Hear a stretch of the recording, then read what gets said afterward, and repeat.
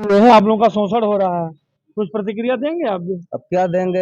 यहाँ पे विधायक जी जो है तो इतने दिन से हम लोग लड़ाई लड़ रहे हैं, एक भी दिन अभी सामने देखने नहीं है। सामने तक नहीं आए, देखने नहीं आए। और जहाँ पे वोट आता है तो हाथ जोड़ के बोलते हैं कि वोट दीजिए वोट दीजिए। तो वैसा क्या बोलेंगे हम लोग, जैसे लड़ाई आप लड़ रहे। वोट की बात किए तो एक शब्द मुझे याद आ गया।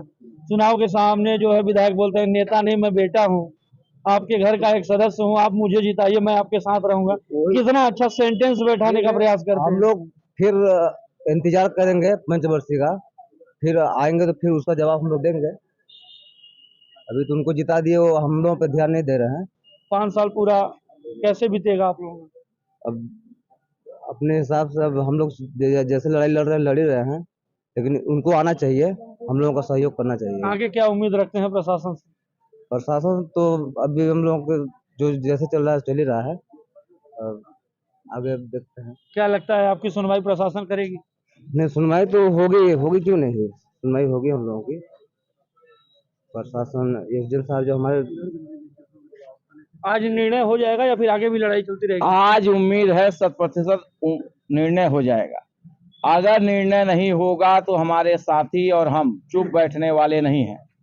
आप हमको नेता मान लो, कंपनी वाले, चाहे कुछ मान लो, मैं इनके रोजी रोटी के लिए आपको चैन से नहीं सोने दूंगा। ये मैं वादा करता हूं आप सबके सामने कि अगर जब तक आप 600 की संख्या पूरी नहीं करेंगे, मुझे ड्यूटी नहीं देना, मत दीजिए ड्यूटी, लेकिन और लोगों को रोजगार मैं दिलवाऊंगा, चाहे उसके लिए मेरा खून पसीना एक हो जाए, लेकिन मैं आपकी लड़ाई लड़ता रहूंगा। और कंपनी प्रबंधन के जिम्मेदार अधिकारी कान खोल के सुन लें कि अगर रोजगार नहीं दिए तो हम लोग सिंगरौली जिले में ऐसा तांडव आएगा कि ऐतिहासिक बन जाएगा। ज्यादा न बोलते हुए मैं इतना बोलूंगा कि रोजगार दे दो। तो रोजगार की ये लड़ाई है और सिंगरौली में चल रही है लगातार। आउटसोर्सिंग कंपनियों में कार्य कर रहे श्रमिकों का यह हड़ताल चल रहा है। आगे हम बात करेंगे, एक भाई साहब और भी हैं, आइए थोड़ा सा नजदीक आ जाइए आप। जी बताएं। ये लड़ाई हम लोग 5 जनवरी से लड़ रहे हैं। 5 जनवरी को हम पहला ये किए थे। 5 जनवरी को हमको आश्वासन दिया गया कि आप लोगों को 8 तारीख का फैसला कर देंगे। फिर 8 को हम लोग छीने तो बोले ऐसा है 15 को आप लोगों का फैसला कर देंगे। एक हफ्ते का टाइम लेते लेते फिर इसके बाद हम लोग 27 जनवरी को अनिश्चितकालीन हड़ताल पे बैठे थे। इसके बाद जिला प्रशासन, एमसीएल प्रबंधक, पीसी पटेल का प्रबंधक विश्वजीत सिंह और आपका सिक्कर लॉजिस्टिक का प्रबंधक विनोद शर्मा साहब, आपके रंजीत सिंह साहब, सोनी साहब, ये वार्तालाप किए कि हम 600 आदमियों का आपका रोजगार देंगे। कुंडई कंपनी से वार्तालाप हुई। कब देंगे? वो बोले कि एक हफ्ते एक हफ्ते एक हफ्ते, हर हफ्ते का टाइम ले रहे हैं ना। अभी करते ही करते अभी तक पीसी पटेल की 27 जनवरी से पीसी पटेल की जांच चल रही है, अभी तक पीसी पटेल की जांच नहीं हुई। करीब कितने हफ्ते हो चुके? ये 4 महीना हो गए, 5वां महीना चल रहा है। एक हफ्ते बताए और एक एक हफ्ते करते करते 5 महीना हमारा डेट निकाल दिए लोग। 7 दिन को 120 दिन में बदल दिए। इसके बाद आचार संहिता लग गया। आचार संहिता के बाद हम लोगों को बोले कभी आचार संहिता लग गया, आप लोग कुछ मत करो। ठीक ना, हम लोग आचार संहिता का पालन करते हुए, सम्मान करते हुए डीएम साहब का, कलेक्टर साहब का और आपका रंजीत सिंह साहब का, विनोद सिंह शर्मा साहब का, उनके भरोसे पे हम लोग इतने तक अभी तक चलते रहे।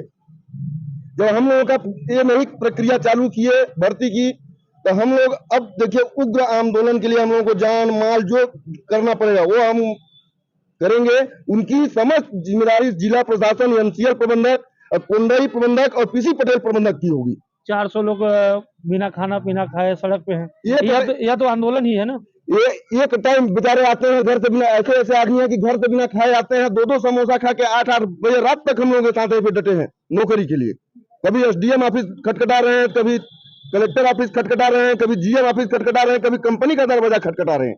हम लोग सबको जगाते चल रहे हैं अभी तक, लेकिन हम लोगों की कोई सुनवाई सुनने वाला कोई नहीं है। आप जगा रहे हैं लेकिन जग नहीं रहे ना। ये लोग जग नहीं रहे ना। इतना दलाल सक्रिय हो गए हैं कि दलाल हम लोगों को नहीं जगने दे रहे हैं। फिर इन दलालों पर प्रतिबंधित कैसे लगेगा? दलालों पे प्रतिबंधित कलेक्टर साहब ने हम लोगों को बोले, ठीक ना, सीएमडी साहब को डायरेक्टली फोन लगाए। इसके बाद सीएमडी साहब बोले कि ऐसा है सुभाष कंडोई जहां कहीं पे भी हो उसको बुलाइए, रोजगार इन लोगों को रोजगार दे। पहला प्राथमिकता जो सिंगरौली के 868 आदमी है, दोनों कंपनी मिला के रखे।